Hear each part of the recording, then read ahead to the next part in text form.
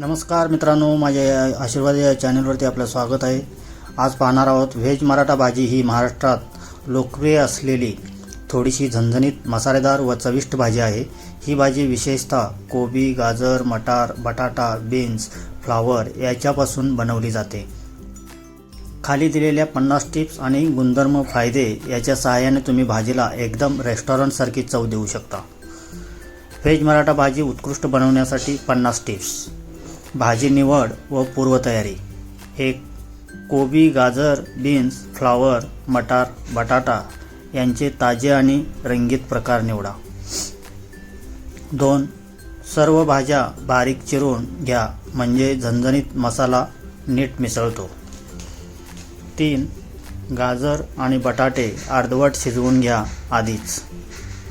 4. Flower थोडा उकळून त्यात थोडं हळद आणि मीठ टाका, वास निघतो। 5. मिक्स व्हेज वापरल्यामुळे चव आणि रंग अधिक उठून दिसतो। 6. थोडेसे कोथिंबीरचे खडेही घाला, भाज्यामध्ये चव वाढते। 7. कोबी अधिक प्रमाणात असेल तर थोडी टोमॅटो प्युरी वापरा। तांदळी पीठ व बेसनाचं फ्राय मिश्रण क्रिस्पीपणासाठी। 8. थोडंसं बेसन, तांदूळ पीठ आणि थोडं रवा मिसळा। 9. त्यात लसूण पेस्ट, मिरची पेस्ट, हळद, तिखट, मीठ मिसळा। 10. पाणी थोडं थोडं टाकत घट्टसर पीठ तयार करा। 11. भाज्या त्यात घोळवून डीप फ्राय करा, कुरकुरीत होतील। 12. तेल मध्यम तापमानावर गरम असावं, भाज्या जळू नयेत। 13. वरून थोडंसं चाट मसाला टाकल्यास अधिक चविष्ट लागते। मसाला तयार करताना 14. एक मोठा कांदा प्लस 2 लसूण पाकळ्या परतवून त्याची पेस्ट करा। 15. टोमॅटो आणि शेंगदाण्याचं पेस्ट एकत्र करून गोडसर रस्सा तयार करा। 16. गरम मसाला, धने, जिरेपूड, कसुरी मेथी याचा वापर करा। 17. तुपामध्ये हिंग, मोहरी, कढीपत्ता आणि थोडं आलं लसूण पेस्ट फोडणीसाठी वापरा। 18. लाल सुक्या मिरच्या थोड्याशा भाजून त्याचा पावडर तयार करा, ती जबरदस्त लागते। 19.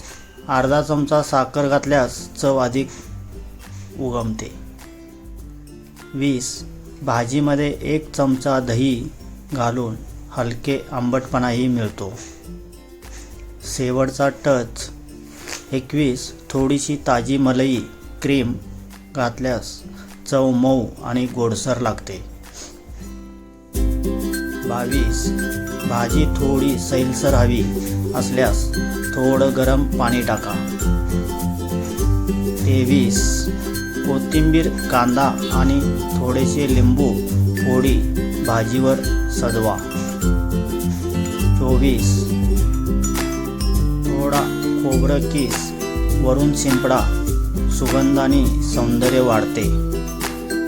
25. गरम भाजी लगेच सर्व करा, कुरकुरीतपणा टिकतो।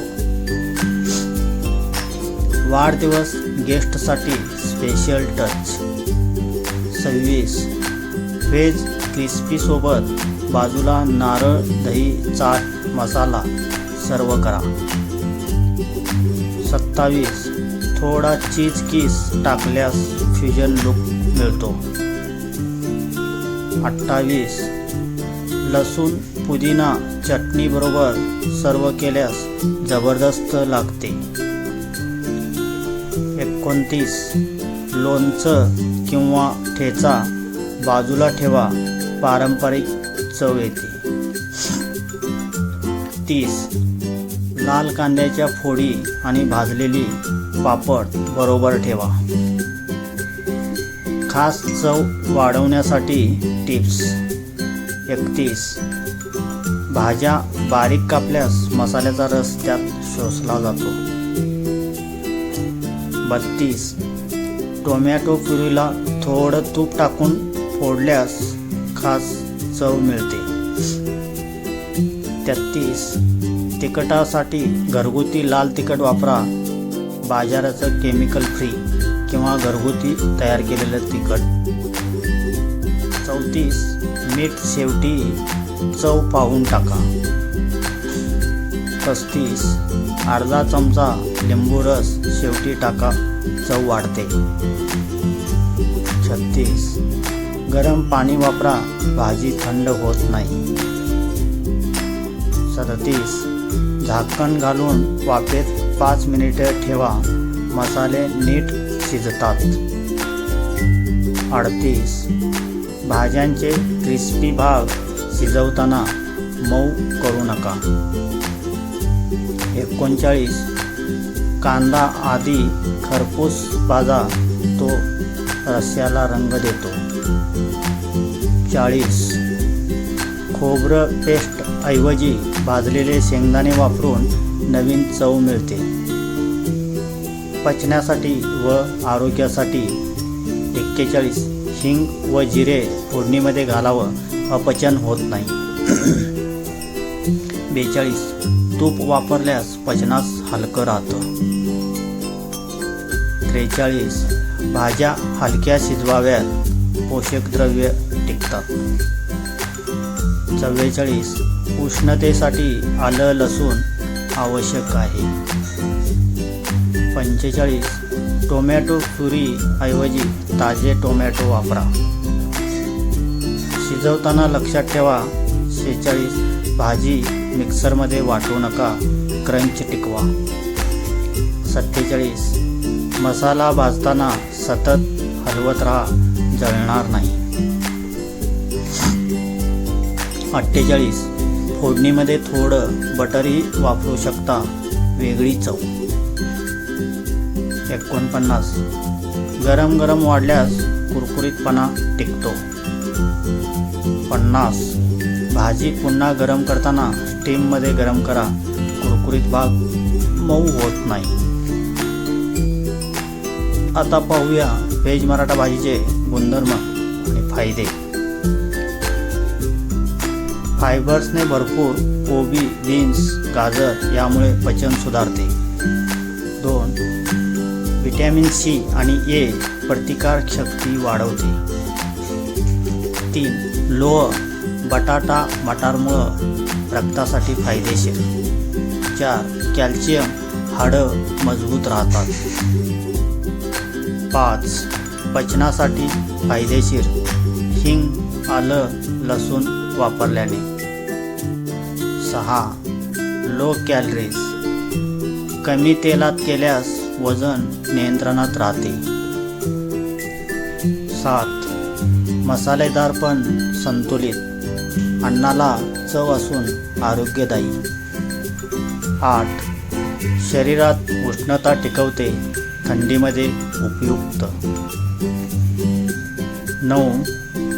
शेंगदाणे व खोबरे चांगले प्रकारचे फॅट्स मिळतात.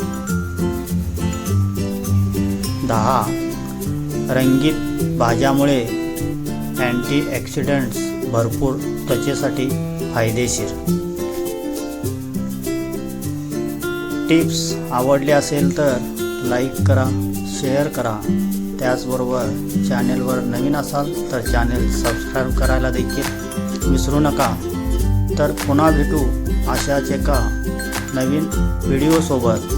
तोपर्यंत धन्यवाद.